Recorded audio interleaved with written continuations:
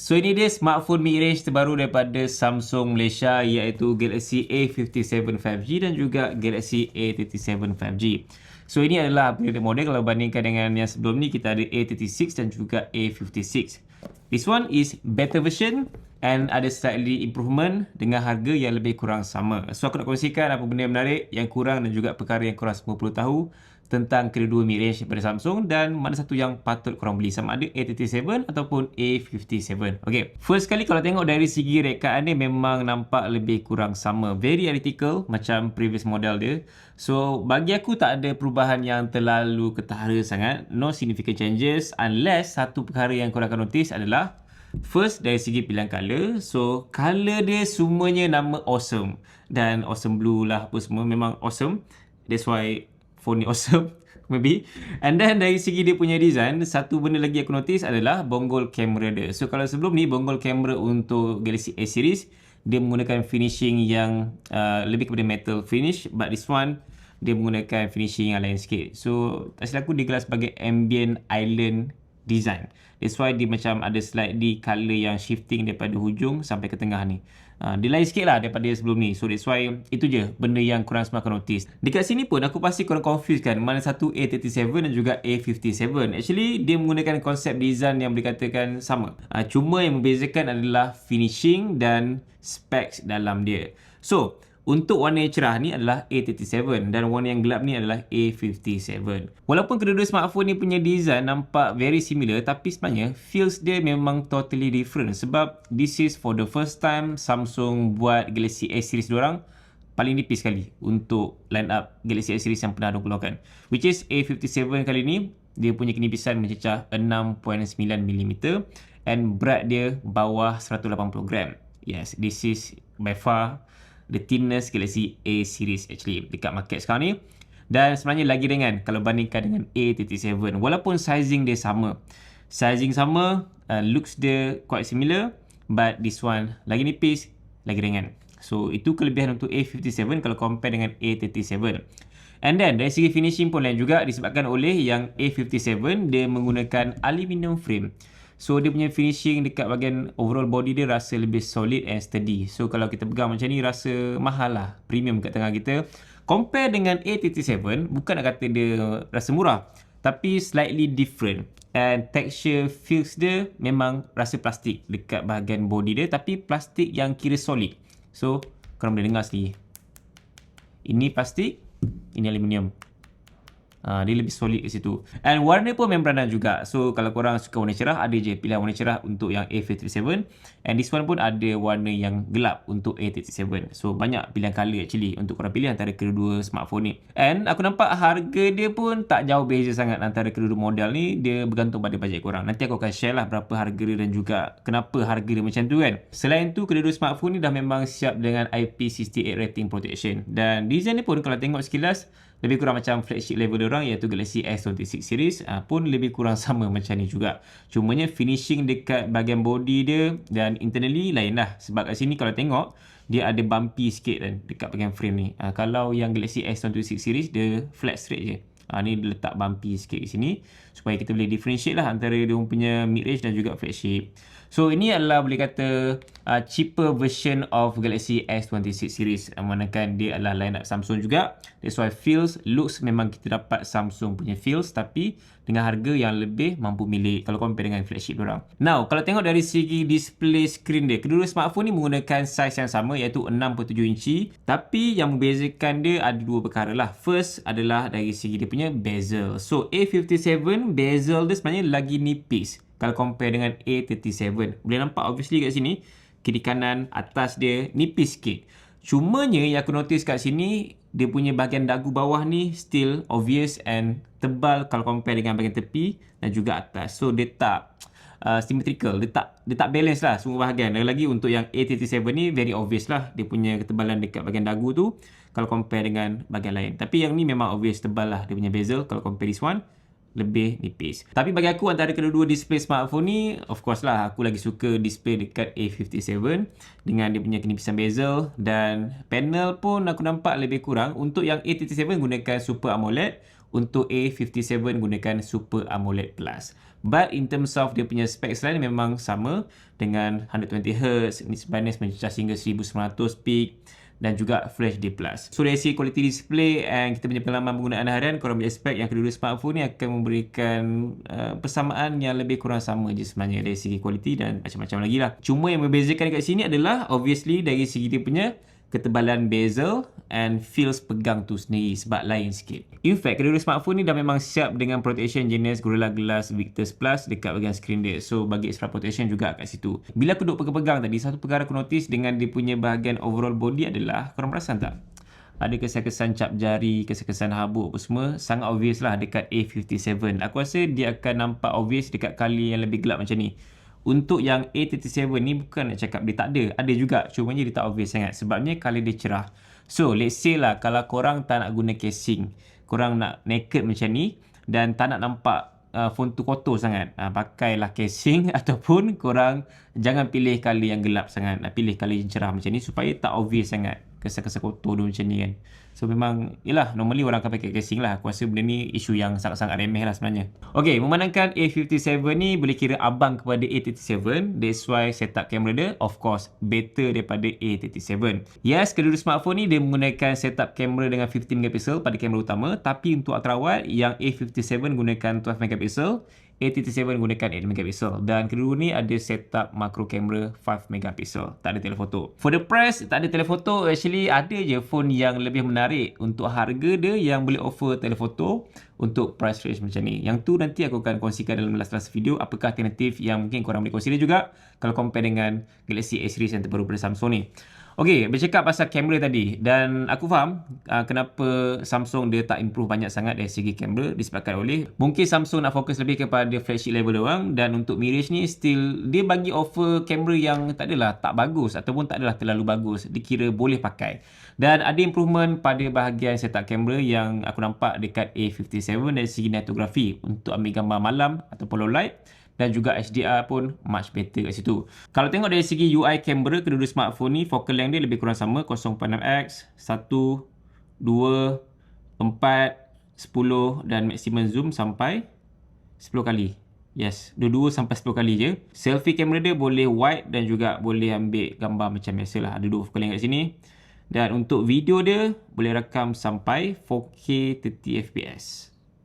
Yes, 4K 30. Dua-dua smartphone sama je. Dan portrait dia kat sini ada dua focal length yang kita boleh capture, 1 dan juga 2x. Dan ada juga bahagian fun mode kat sini, kita boleh access fun face, macam-macam lah.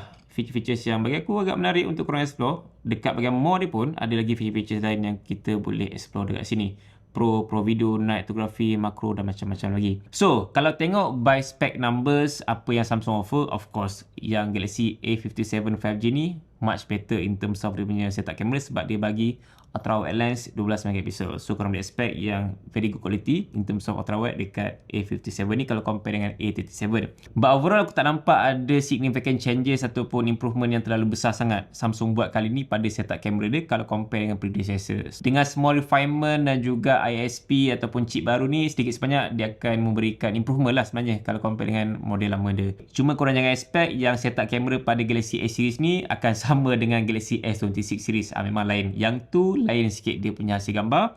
And jangan expect juga yang hasil gambar dia power macam phone-phone lain yang offer kamera lagi better daripada ni. So tadi korang dah tahu kan perbezaan antara design, display, kamera apa semua. Sekarang ni tentang performance. So memandangkan kedua smartphone ni adalah phone yang berbeza. That's why chip pun beza. Tapi still Samsung gunakan chip Exynos untuk kedua-dua smartphone ni. So untuk Galaxy A57 Samsung gunakan chip Exynos 1680 dengan 4nm dan untuk A37 Samsung gunakan chip Exynos 1480 sama juga 4nm.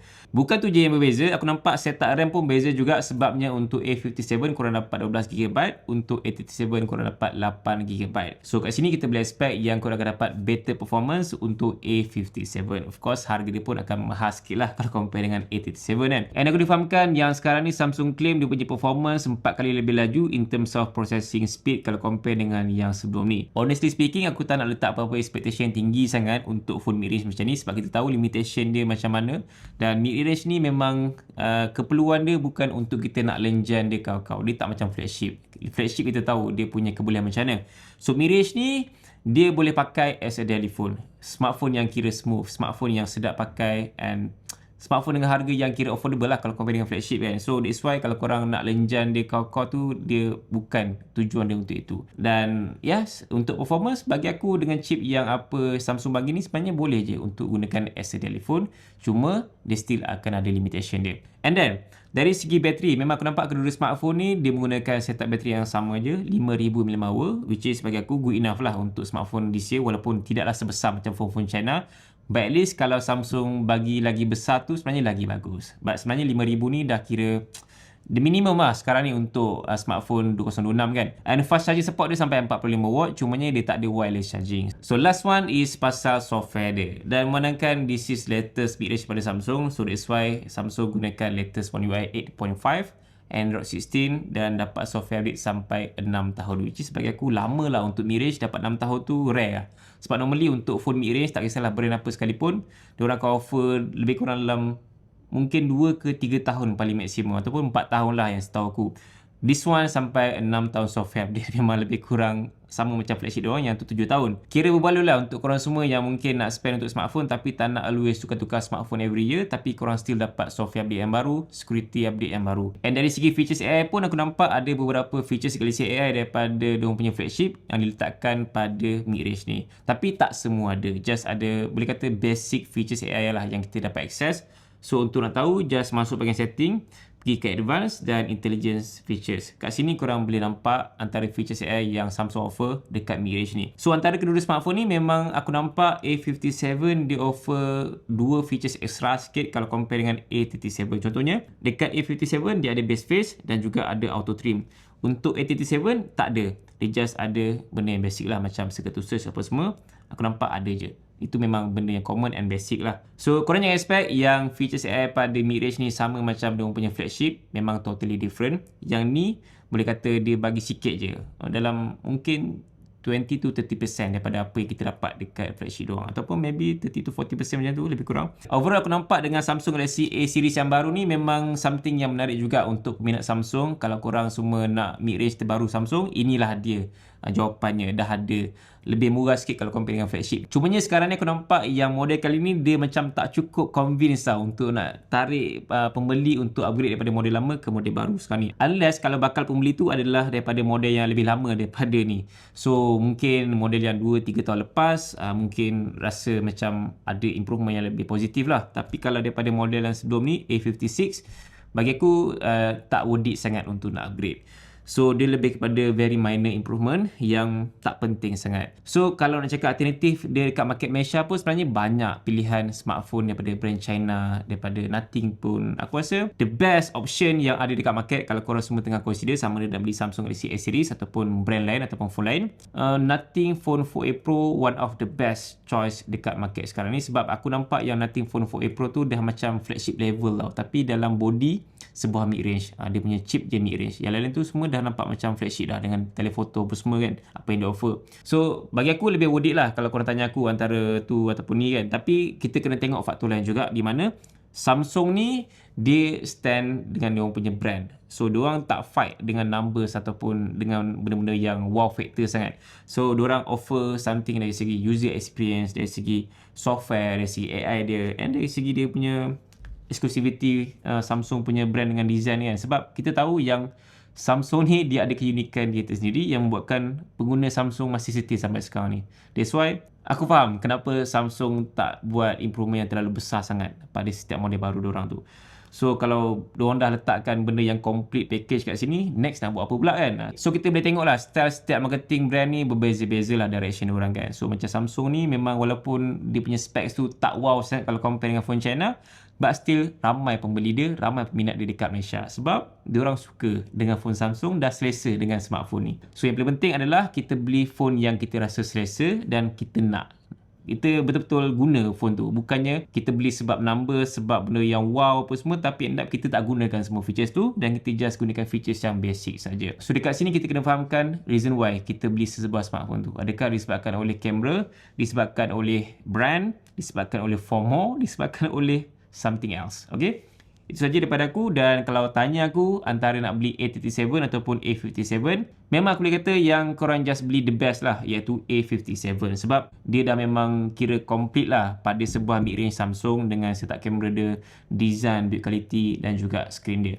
But kalau bajet korang tu not more than RM2,000, sebab ni harga dia murah sikit tau, bawah RM2,000 je. Untuk A57 harga dia lebih RM2,000.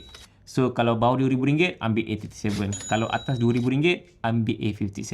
So just pilih saja smartphone mana yang korang lebih suka dan ikut bajet korang juga, sama ada A37 5G ataupun A57 5G. Boleh komen kat bahagian bawah ni pendapat korang tentang kedua smartphone baru Samsung. Okay, terima kasih kerana menonton. Jumpa lagi. Assalamualaikum. Bye.